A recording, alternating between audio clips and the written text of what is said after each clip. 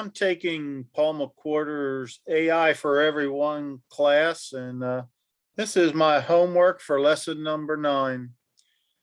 I want to thank Paul again for all his hard work on these lessons. It's a real blessing to us all. So let's get to my code. So Paul gave us homework of doing 2 things. First thing he wanted us to do was to create a color region of interest in a black and white image or video. So that's the opposite of what he showed us online. So that was kind of straightforward as far as just rearranging the code that he showed us.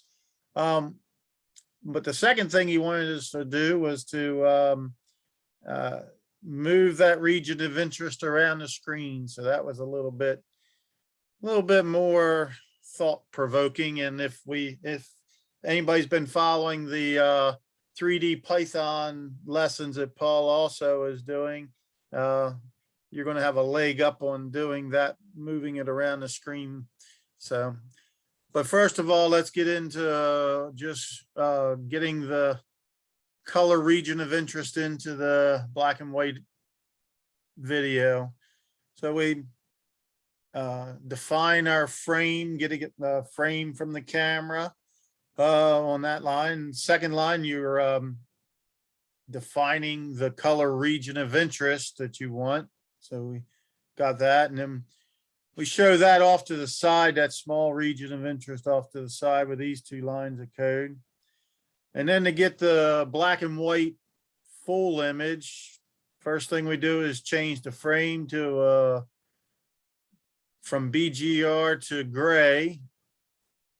And that'll turn the image gray, but then we have to turn the gray image back to BGR. It'll stay gray, but we get the elements that we need to the data in the same form we need to when we go to the next line and add our color region of interest back into the gray frame.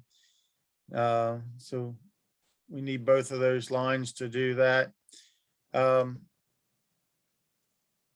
When I did it, first time we did it, my workroom has gray paneling on it, and I couldn't really see the region of interest, so I need to create this rectangle around the region of interest. So I had to do that.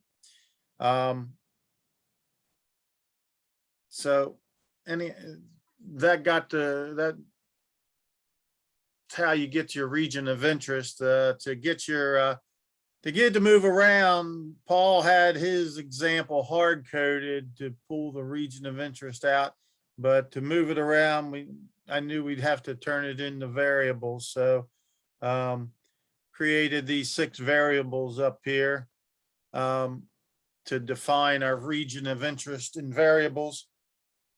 I defined the left and the top corners of the region of interest, and then also define the width and the height of the region of interest. That way you can move it around by just with the right math. If you change the left and top, then the rest of it the math will keep the rest of it in line as well. So to move it around, we have to increment that to move it around. So we increment the column to go side to side and the row to go up and down, so that we kind of create angles with our movement. So if you come down here to this, you can see that to define a region of interest, you need the first row and the last row, and then the first column and the last column. So you do the math from the variables to get that last on both the row and the column. that allows us to keep the same size all the way through. Then the actual move part of the moving the thing each frame, the region of interest each frame, is we just add the increment to the region and the column definition, and we in the row definition for the region of interest, we just add the increments to both of them. We need these if statements to keep us in the bounds. This line here on each one of them is basically they're used to, if you have greater than 1 as your increment value, you could end up out of bounds. So when you're less than 0 or whatever, you bounce back to 0 with that value, so you don't end up ever having a negative number, out of bounds number on that, and probably cause your code to crash. So that's basically ended up with if statement for each side of the frame. So the top and bottom, left and right side of the frame, keep it in bounds on each one of them. So that's basically my homework, and let's give it a shot and see how it works.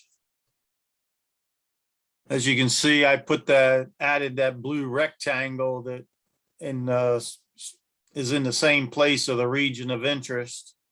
I just used the same variables to get that going.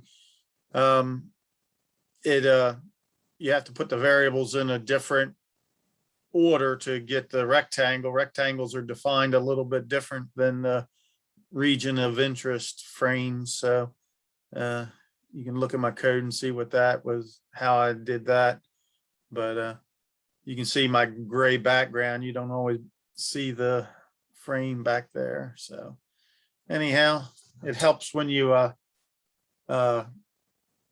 get your coffee cup, a nice multicolored coffee cup in the frame. You can always see that. Got to have your coffee when you're coding with Paul. So thanks for watching.